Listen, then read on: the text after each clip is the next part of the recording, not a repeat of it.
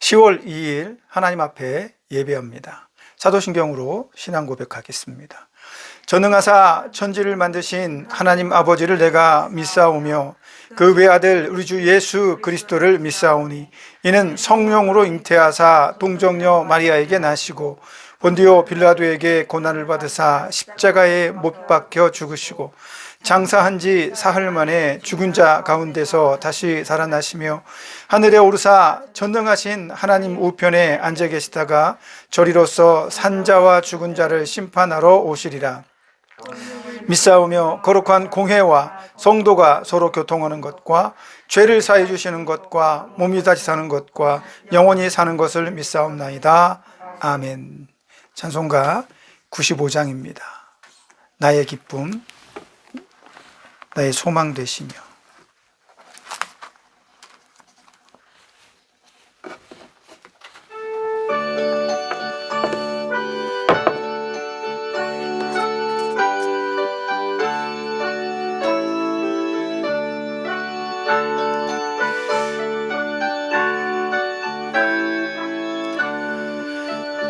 나의 기쁨 나의 소망 되시며 나의 생명이 되신 주 밤낮 불러서 찬송을 드려도 늘 하신 마음 뿐일세.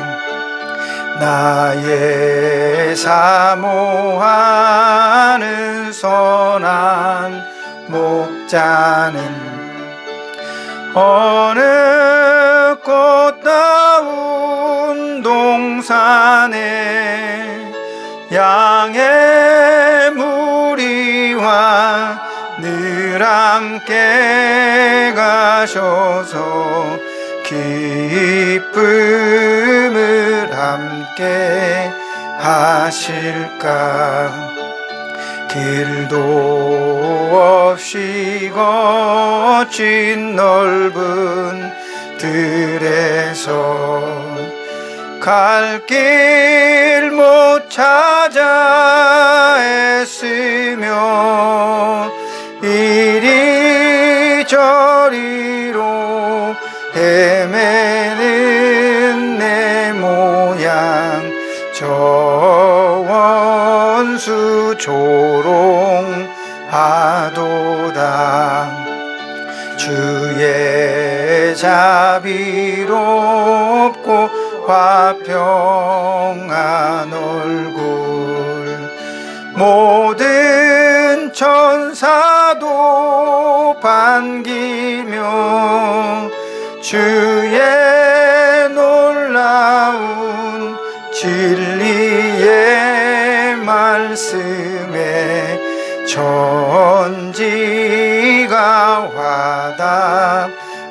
화답하도다. 나의 진정 사모하는 예수님 음성조차도 반갑고 나의 생명과 나의 참 소망은 오직 주 예수 뿐일세.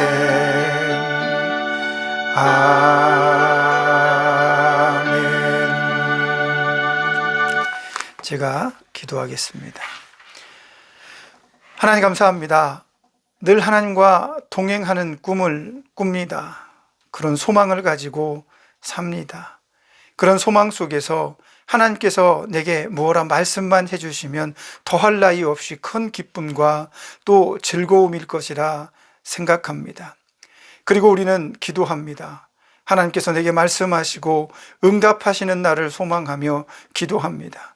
오늘 내가 서 있는 자리가 아직 내 기도의 응답의 자리는 아닐지 모르나 그 응답의 자리로 나아가는 길이라 확신하고 오늘도 내가 선 자리에서 하나님을 찬양하며 하나님을 경배하며 하나님을 높이며 하나님을 예배합니다. 우리의 이 예배의 순간 가운데 하나님 함께하여 주시고 나의 보잘것없고 비루한 모습이지만 하나님께서 기뻐 받으시고 나를 축복하시고 사랑하신다는 것을 예배를 통해 느낄 수 있도록 성령님 오늘도 우리의 마음을 감동하시고 내 안에서 깨달음으로 역사하여 주옵소서.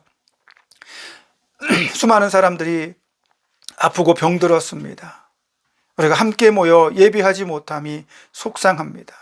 그러나 이 모든 역경 속에서도 우리가 끝내 하나님을 놓지 않으므로 하나님이 우리를 찾아오시는 역사를 경험케 하시고 우리의 예배의 처소가 어디이든 어느 자리이든 하나님을 만나는 특별한 은혜가 있는 장소 되게 하여 주옵시고 전쟁으로 인해 사람들의 생명의 위협을 받고 또 잃는 안타까운 일들이 벌어집니다.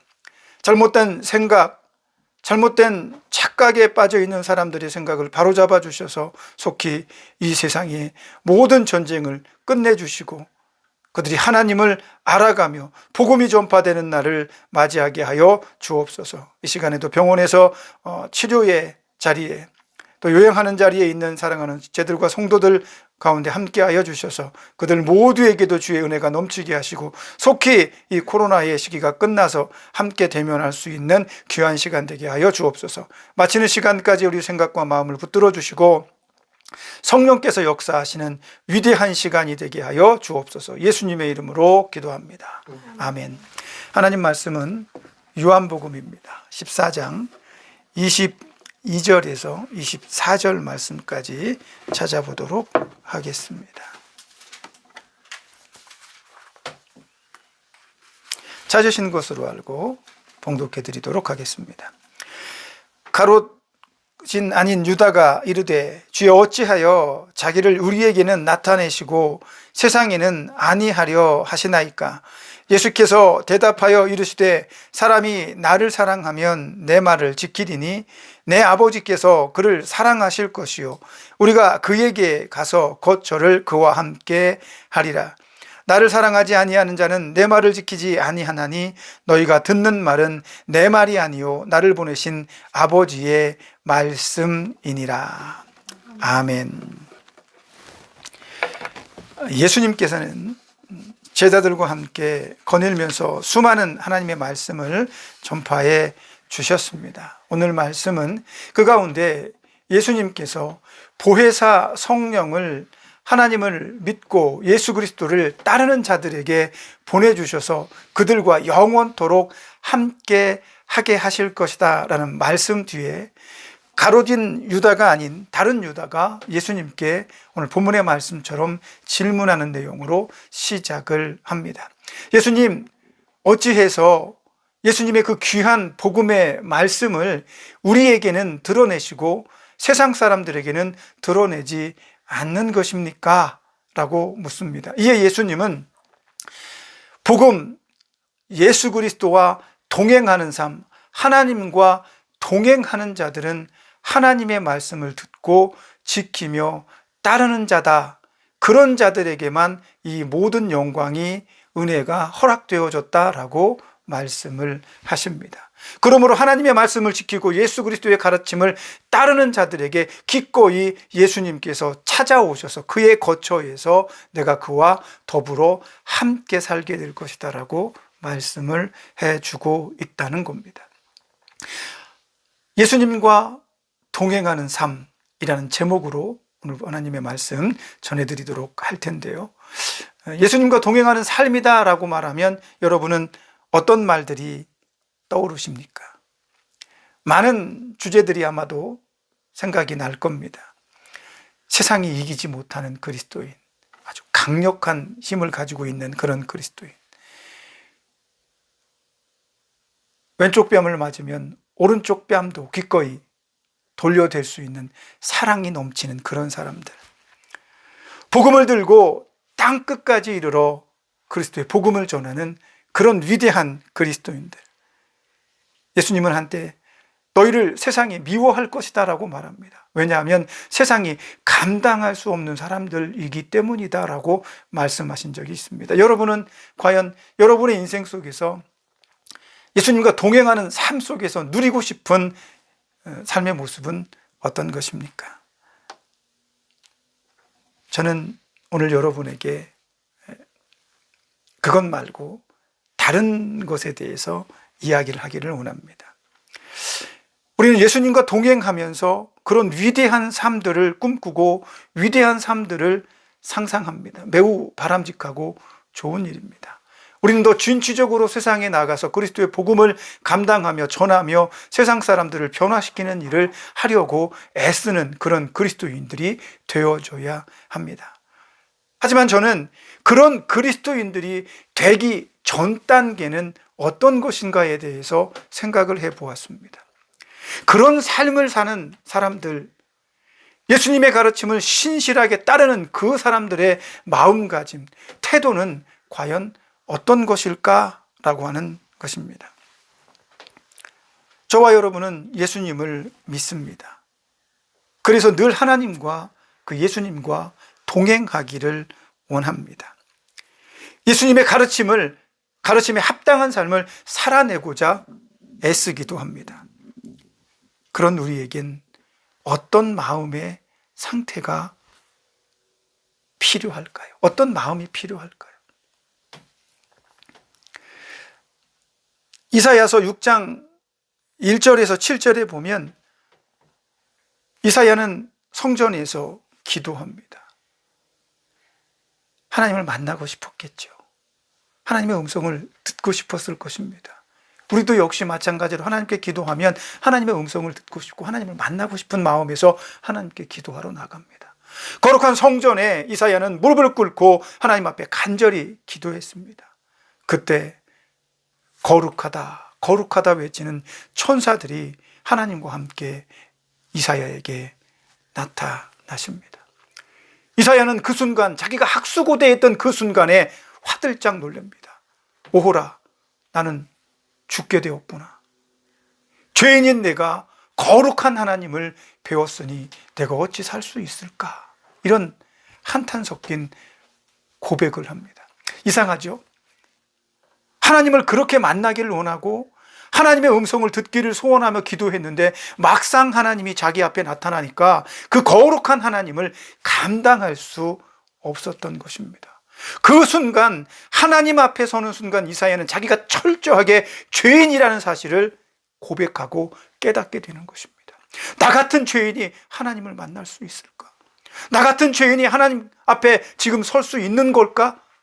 순간 그의 마음속엔 거룩한 두려움이 엄습을 했습니다. 비슷한 예가 또 하나 있습니다. 하나님께서 모세를 부르셨을 때 하나님께서 모세에게 말씀합니다. 내가 선 땅은 거룩한 땅이다.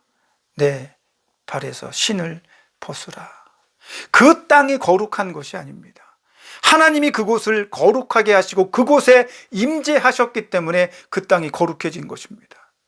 모세는 그 거룩한 땅에 자기의 신을 신고 서 있을 수가 없게 되는 겁니다.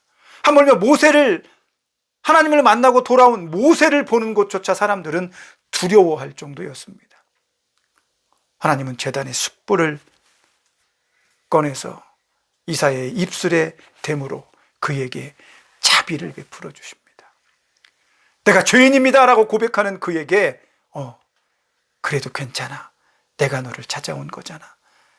내가 너에게 자비를 베풀어 줄게. 내가 내 앞에 설 수 있는 은혜를, 자비를 베풀어 줄게 라고 말씀을 하시면서 제단 숯불로 이사야의 입에 대어주십니다. 이제 이사야는 하나님 앞에 설 수 있는 은혜를 입은 것입니다. 그가 한순간에 거룩해지고 깨끗해진 게 아닙니다. 하나님께서 자비를 베풀어서 그를 깨끗하게 하고 하나님 앞에 설 수 있는 자격을 부여해 주신 것이다 라는 것입니다. 이제 이사야는 하나님을 만나고 하나님의 말씀을 듣고 어떤 역경이 있더라도 그 하나님의 말씀을 순전하게 지키며 살아가는 일에 자신의 온 삶을 던지게 되는 것입니다. 하나님과의 동행은 이사야의 표현처럼 이렇게 두려운 것은 아니겠습니까? 거룩하고 전능하신 하나님과 내가 함께 걷는다니요. 쉬운 일은 아닙니다. 상상할 수 없는 그런, 인간이 감당할 수 없는 그런 일일 거라 생각을 합니다. 내 의사와는 상관없이 하나님이 찾아오신 거잖아요. 하나님 갑자기 찾아오시는데 내가 어떡하라고요? 그렇게 말할 수도 있습니다. 그러나 이사야는 성전에 나아갔습니다. 하나님을 만나고 싶었습니다. 하나님의 음성을 듣고 싶었습니다. 그래서 그가 성전에서 무릎을 조아리고 그 머리를 땅에 대고 간절하게 하나님께 기도했던 것입니다. 오늘 저와 여러분은 그에 비하면 엄청난 은혜를 받은 겁니다. 이사야는 성전에서 하나님, 찾아오시는 하나님을 뵙기 위해 안간힘을 쓰고 기도했지만 우리는 우리 안에 성령님을 모시고 사는 존재입니다. 이건 말로 표현할 수 없는 은혜입니다. 이사야가 생각하면 그런 불경한 일이 어디 있어라고 말할지도 모르겠습니다. 우리는 하나님과 함께 걷는 것뿐만 아니라 하나님이 내 안에 들어와 계신다고 고백하고 있기 때문입니다. 우리는 날마다 성령 하나님과 동행합니다. 그러면, 그렇게 우리가 하나님과 동행한다면 오늘 내 마음속에는 이사야처럼 하나님과 함께 하는 것에 대한 거룩한 두려움이 있느냐라고 하는 것입니다. 아니, 하나님과 동행하고 성령님과 함께하며 예수님과 만나는데 왜 두렵습니까?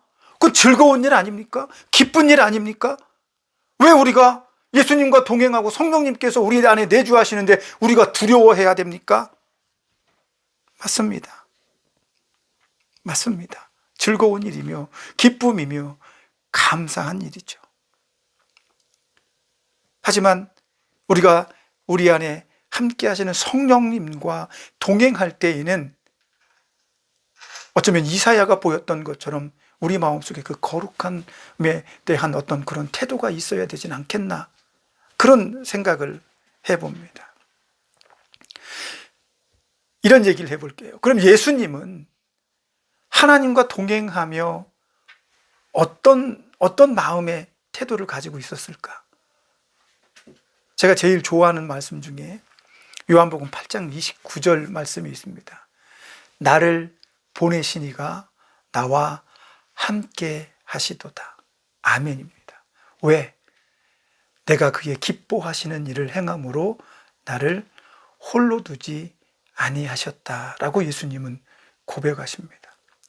예수님의 마음가짐은 항상 하나님과 함께 하는 것에 대한 즐거움과 기쁨이 있습니다. 그리고 그 즐거움과 기쁨과 예수님의 하나님을 대하는 태도 가운데는 하나님이 기뻐하시는 일을 늘 하려고 하는 그런 마음의 상태가 거기 있다는 겁니다. 그러므로 하나님께서 예수님을 홀로 두지 않으신다는 거예요. 예수님을 찾아오셔서 늘 예수님과 함께 하신다라고 예수님은 고백하고 있는 것입니다. 또 다른 이야기를 하나 해보겠습니다. 마태복음 26장 39절에 보면 예수님께서 예수님에 대해서 이런 묘사가 나옵니다. 조금 나아가사 얼굴을 땅에 대시고 엎드려 기도하여 이르시되 내 아버지여, 만일 할만 하시거든 이 잔을 내게서 지나가게 하옵소서. 그러나 내 원대로 마옵시고 아버지의 원대로 하옵소서 하시고, 이렇게 기록합니다. 십자가의 죽음 앞에서, 십자가 위에서 하나님과 영원히 단절될 것 같은 그 두려운 마음, 한 번도 경험해 보지 못한 그 두려움이 엄습했을 때 예수님은 하나님께 기도하기 시작했습니다. 이 기도의 말미에 예수님의 상태를 보여주는데 어떤 상태였냐면 마치 땀방울이 핏방울처럼 보여지더라라고 말합니다. 예수님께서 그렇게 간절하게 하나님 앞에 기도한 것입니다. 그런데 오늘 본문에 제가 금방 읽었던 요한복음 26장 39절에서는 예수님의 태도를 우리가 조금 더 명확하게 추측해 볼 수가 있습니다. 조금 더 나아가사 얼굴을 땅에 대시고, 마치 엘리야가 하나님 앞에 간절히 기도하며 자기 머리를 무릎과 무릎 사이에 깊이 쳐박고 하나님 앞에 납작 엎드려 기도했던 것처럼 예수님은 하나님께 그런 태도를 보이고 있는 것입니까? 보이고 있는 것입니다. 여러분들 보이십니까? 예수님의 하나님에 대한 겸손한 태도가. 이것이 하나님과 동행하며 예수님이 가졌던 태도 중 하나입니다.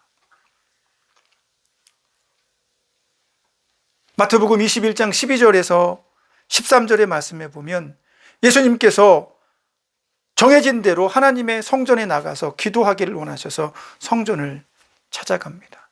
그때 성전 안에는 매매하는 자들, 하다못해 비둘기 파는 자들, 돈을 바꿔주는 자들, 마치 시장통처럼 성전은 어수선했습니다. 물론 성전 앞뜰을 얘기할 거예요. 그 성전 뜰을 얘기할 겁니다. 그곳에서 사람들이 하나님 앞에 제사하러 나올 때 멀리서부터 한 달, 두 달 제물들을 선별해서 끌고 오면 그 제물들이 한 달, 두 달 오다 보면 잘 먹질 못하니까 처음에는 통통했는데 제사드리러 제물로 드리려고 하면 조금 말라있는, 이게 굉장히 번잡스럽고 불편한 그런 일들이잖아요. 그래서 아주 최상급의 제물들을 공급하기 위해서 상인들이 제사장들과 협의하에 허락을 받고 성전의 뜰에서 그런 제물들을 팔았습니다. 비둘기를 파는 자들, 이건 가난한 사람들이 드리는 제물이거든요. 이 가난한 사람들을 위해서 멀리까지 가서 잡을 필요가 없어. 성전에 가면 돈만 내면 언제든지 그 제물을 살 수가 있었어요. 하나님 앞에 아주 손쉽게 우리가 예배할 수 있는 그런 편리함을 얻을 수 있는 거죠. 돈을 바꾸는 것도 마찬가지예요. 이스라엘 백성들이 하나님 앞에 헌금을 할 때에는 로마 돈으로 드릴 수가 없습니다. 유대인들 돈으로 드려야 되는 거예요. 그러다 보니까 로마 돈을 바꿔주기도 합니다. 굉장히 보면 괜찮아 보이고 그럴듯합니다. 그러나 예수님은 그런 그들의 모습을 보면서 한탄하시고 분노하십니다. 너희가 어찌 하나님의 거룩한 기도의 집을 강도의 소굴로 만들었느냐. 나는 이 거룩한 기도의 집에 겸손한 모습으로 기도하러 나왔는데 내가 시장통에 강도의 소굴을 들어온 것밖에 더 되겠느냐라고 말하면서 사람들을 내어 쫓고 그 모든 좌판을 뒤집어 엎습니다. 적어도 예수님의 마음을 느낄 수가 있습니다.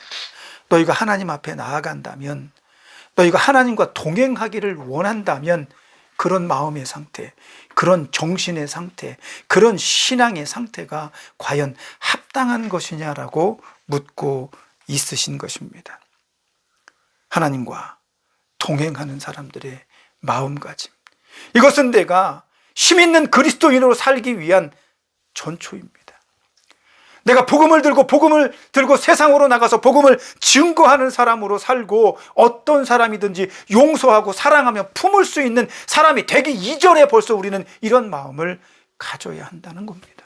하나님과 동행하는 마음의 태도, 마음의 중심, 그것이 우리를 바른 그리스도인으로 살아가게 만드는 힘이 된다는 겁니다. 생각해 보세요. 하나님과 동행하는 것. 약속 시간을 잡아서 하나님 우리 몇 시에 어디에서 만나죠. 이러면 얼마나 긴장이 되겠습니까?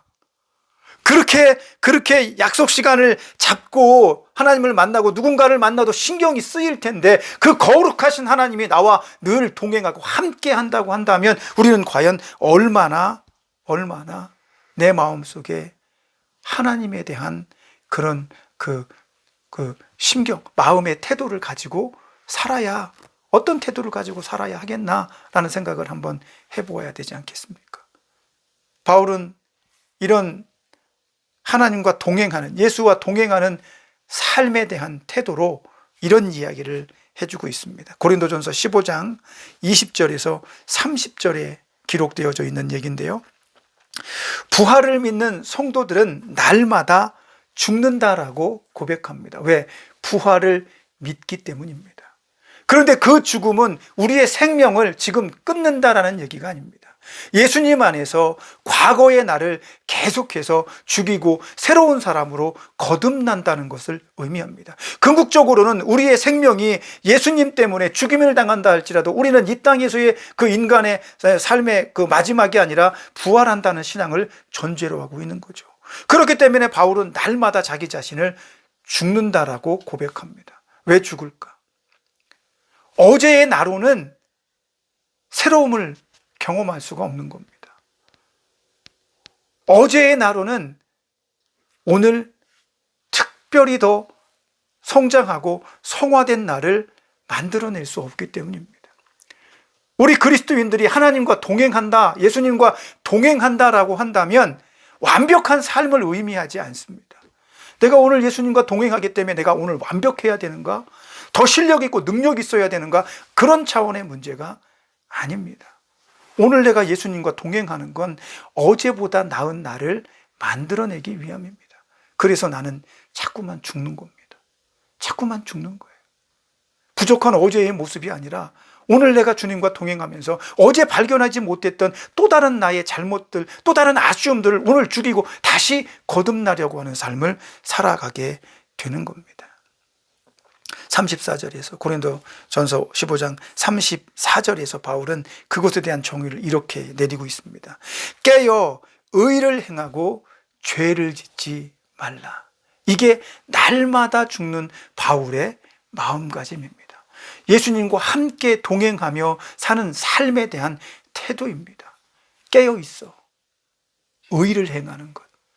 그것이 바로 바울이 예수님과 동행하는 삶을 살아가는 비결이라고 이야기하고 있는 것입니다. 저는 언젠가 아주 멋진 말을 들은 적이 있습니다. 맹자가 한 얘기인데요. 중용 23장에 나오는 얘기라고 합니다.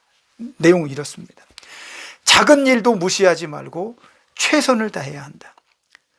작은 일에도 최선을 다하면 정성스럽게 된다. 정성스럽게 되면 배워나고, 배워나면 겉으로 드러나고, 겉으로 드러나면 이내 밝아지고, 밝아지면 남을 감동시키고, 남을 감동시키면 이내 변하게 되고, 변하게 되면 생육이 된다. 그러하니 오직 세상에서 지극히 정성을 다하는 사람만이 나와 세상을 변하게 할 수 있다라고 말합니다. 얼마나 멋진 얘기인지. 어떻게 보면 마치 기독교인의 삶을 이야기하는 것 같습니다. 내 안에서 거룩하고 참다운 그리스도인의 모습이 배어나도록 살면 그 배어나는 삶을 통해서 나와 세상이 변화될 것이다라는 희망을 갖는 메시지죠. 이렇게 윤리와 도덕의 문제는 인간과 인간 사이에 정해놓은 최소한의 규범입니다. 서로 인간다운 행함과 선을 지켜 존중하면 좋겠다라는 그런 의미겠죠. 어쩌면 맹자의 이 가르침처럼 상호 간에 이런 약속이 잘 이행된다면 세상은 좀 더 나아질 수도 있을지 모르겠습니다. 매우 지혜로운 말입니다. 어떻게 이런 훌륭한 말을 할 수 있을까? 하나님 없이도 어떻게 이런 엄청난 깨달음을 가질 수가 있는 걸까? 참으로 대단한 일이라고 생각을 합니다. 성리학입니다. 사람들은 이렇게 하면 세상이 변할 것이라고 생각하고 희망했습니다. 그러나 세상은 변하지 않습니다.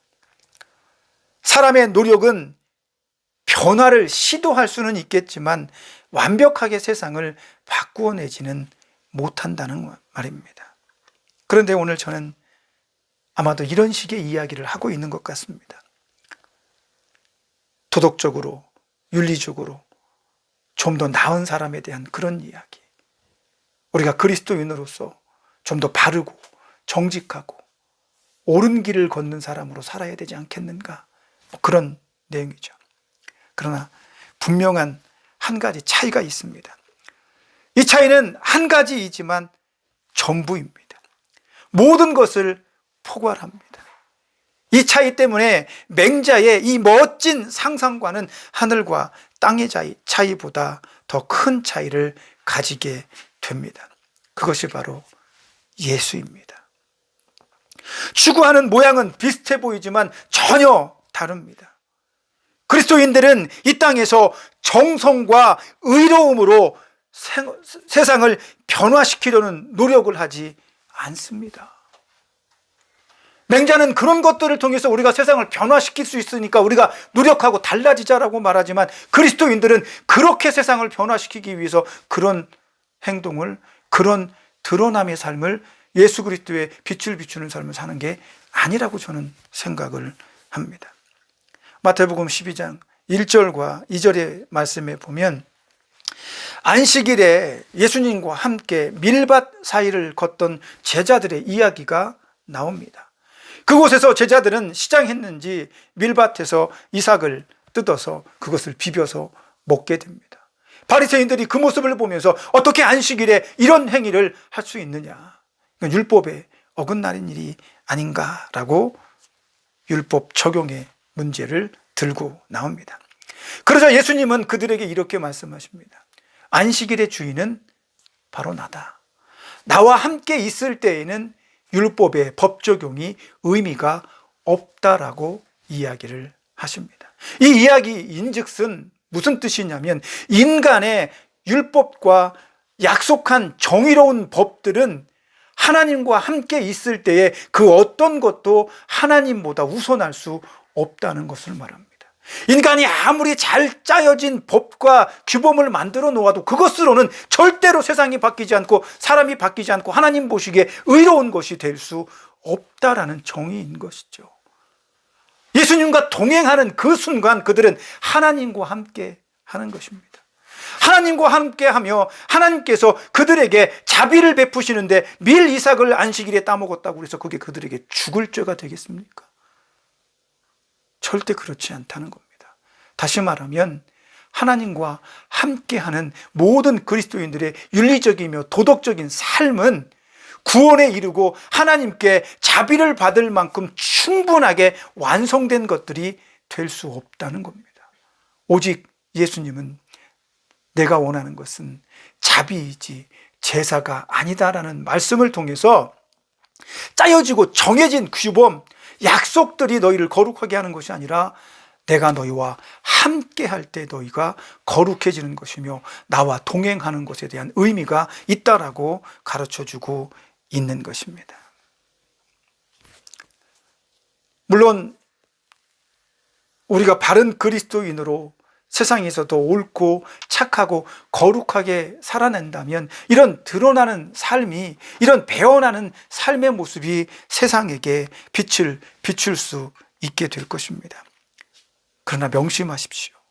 내 안에서 내가 그리스도인으로 예수님과 동행하며 바른 태도와 거룩한 모습과 하나님 앞에서 겸손하고, 하나님 혹시 내가 오늘도 하나님 앞에 범죄한 건 없는지, 내가 지금 오늘 하나님 앞에 잘 서 있는지, 내가 지금 성령님과 동행하고 있는데 내 모습이 조금 더 하나님 보시기에 괜찮은 사람인지, 이런 고민들을 가지고 있으며 그런 고민들로 인해서 내 삶이 조금 더 세상 사람들에게 아름다운 모습으로 비춰줄 수 있을지 모르겠지만, 그러나 그 빛은 내가 비추는 것이 아니라 내 안에서 성령께서 나를 통해서 세상에게, 사람들에게 그 빛을 비추는 것이다 라고 하는 것입니다. 내가 자꾸만 세상에게 비추려고 하면 안 됩니다. 나는 그저 예수님의 말씀을 따르고 그 말씀을 신실하게 지키며 예수님과 동행하는 것을 즐기면 됩니다. 그러면 나도 모르게 그 안에서 성령께서 나로 하여금 세상의 빛을 비추게 만들어 주시는 겁니다. 맹자는 세상을 변화시키는 것을 설명하고 사람들은 그 방법에 주목하고 감탄하지만, 그리스도인은 은혜 때문에 깨어있어 죄를 짓지 않는 삶을 추구해 나가는 것이다라는 것을 기억해야 합니다. 여러분이 좀 더 훌륭하고 위대한 그리스도인이 되기 전에 오늘 여러분이 주님과 함께 동행하는 자로서의 마음을, 그런 태도를 가지고 있는지 먼저 되짚어 보아야 합니다. 내가 하나님과 동행하는데 내 모습이 적절한가? 우리는 완벽하지 않습니다. 하지만 묻고 또 물어야 됩니다. 그래서 바울이 나는 또 죽어. 이 정도면 된 줄 알았더니 다음 날 또 죽어. 아니, 1시간 뒤에 또 죽어. 왜? 내 속에 자꾸 옳지 못한 것, 좋지 못한 것들이 내 눈에 보여. 하나님께서 말씀하십니다. 야, 이건 좀 아니지 않을까? 그럼 죽어야지. 낮아져야죠. 낮아지는 게 아니죠. 저는 하나님 앞에 겸손은 없다고 생각합니다. 인간은 하나님 앞에 겸손할 수 없습니다. 원래 낮은 존재입니다. 하나님 앞에 넙죽 엎드려서 하나님, 저와 동행해 주셔서 감사합니다. 제가 최선을 다해 볼게요. 열심히 하겠습니다. 실수했네요. 하나님 용서해 주세요. 다시 한번 기회를 주세요. 이번엔 정말 잘해 볼게요. 이게 깨어있는 사람입니다. 내가 뭘 하는지, 무슨 말을 하는지, 어떤 행동을 하는지 내 눈에 그리스도의 눈으로 보여야 되는 거예요. 그게 깨어있는 겁니다. 그게 바로 예수님과 동행하는 사람의 삶의 모습입니다. 그런 삶을 통해서 복음도 전하게 되고 하나님의 능력과 역사도 나타나는 것을 경험하게 될 것입니다. 그런 기본적인 거. 그러나 그런 기본적인 모습이 없이 하나님이 기뻐하시는 일을 행함으로 하나님이 나를 홀로 두지 아니하시는 경험을 어떻게 가능하게 하겠습니까? 예수님조차도 하나님께 기도할 때는 얼굴을 땅에 대고 낮아지는 모습으로 하나님의 은혜를 구하는 것입니다. 이게 바로 그리스도인의 예수님과 동행하는 삶의 모습이라고 저는 확신합니다. 죄짓지 않는, 완벽하지 않은 그런 나를 날마다 내 안에서 되짚어주고 일러주고 함께 가기를 원하는 그 하나님의 자비를 이 한 주간도 날마다 나를 죽이며 거룩한 마음의 상태, 하나님을 만날 수 있는 성도의 태도를 가진 그런 사람으로 살 수 있게 되기를 예수님의 이름으로 축복합니다. 기도하겠습니다. 하나님, 왜 그런지 몰랐습니다. 왜 세상에게는 드러내지 아니하시고 나에게만 이 엄청나고 위대한 사실들을 드러내 주셨는지 몰랐습니다. 예수님이 나의 거처에 찾아오셔서 나와 영원토록 함께 계시겠다고 하시는 그 위대한 뜻을 알지 못했습니다. 하나님의 그 사랑, 나를 향하신 계획 속에서 내가 하나님과 동행하며 이 순간 만나는 하나님, 나와 함께 걷는 하나님 앞에서 겸비하고 겸손하고 끊임없이 하나님의 뜻을, 끊임없이 하나님의 기뻐하시는 길을 쫓고 따르려 애쓰고 혹 내 삶에 잘못된 것들을 발견해낼 수 있는 예수 그리스도의 눈을 주시면 즉시로 나를 죽이는 바른 그리스도인으로 살게 하여 주옵소서. 이 한 주간도 그런 삶으로 나아가기 위한 나의 기도와 몸부림에 성령님 동행하여 주옵소서. 나를 변화시켜 주옵소서. 예수님의 이름으로 기도합니다. 아멘. 찬송가 435장입니다. 통일 찬송가는 492장입니다.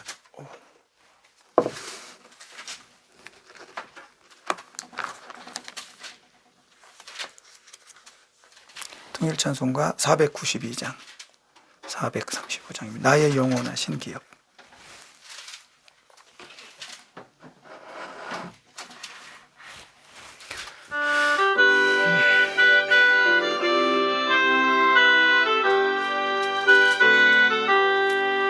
나의 영원하신 기업 생명보다 귀하다.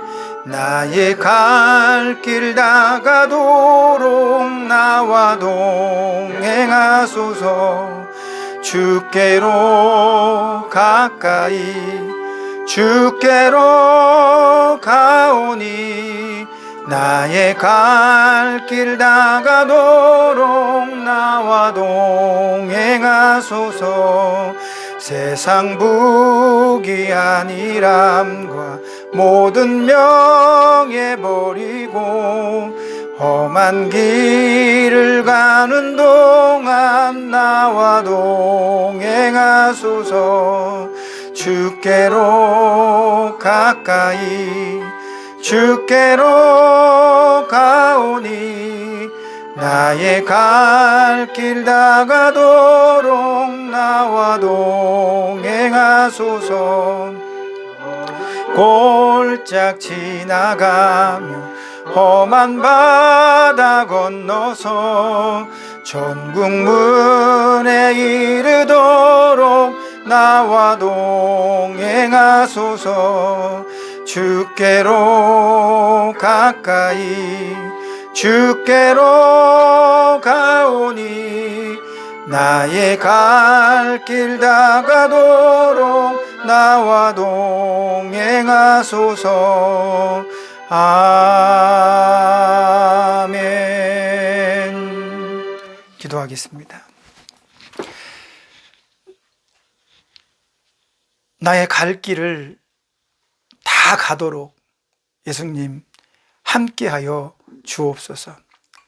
이런 신앙의 고백이 오늘도 내가 주님과 함께하는 자격이 없지만 주님 옆에 서서 걷고 내 안에 주님을 모시고 나아갈 때에 내 자신의 모습을 자꾸만 예수님의 눈으로 비춰보게 하여 주셔서 바울처럼 날마다 죽고 또 성화되고 달라지는 삶을 추구하게 하셔서 내가 세상을 변하는 것이 아니라 내 안에 성령이 세상을 비추는 도구로 나를 쓰시는 하나님과 함께하는 우리가 되게 축복하여 주옵소서. 이 시간도 주의 은혜 속에 날마다 하나님의 사람으로 즐거움과 기쁨을 누리기를 소망하는 사랑하는 지체들 위에 또 우리가 함께 만나 예배하기를 소원하는 우리 병원의 환우들에게도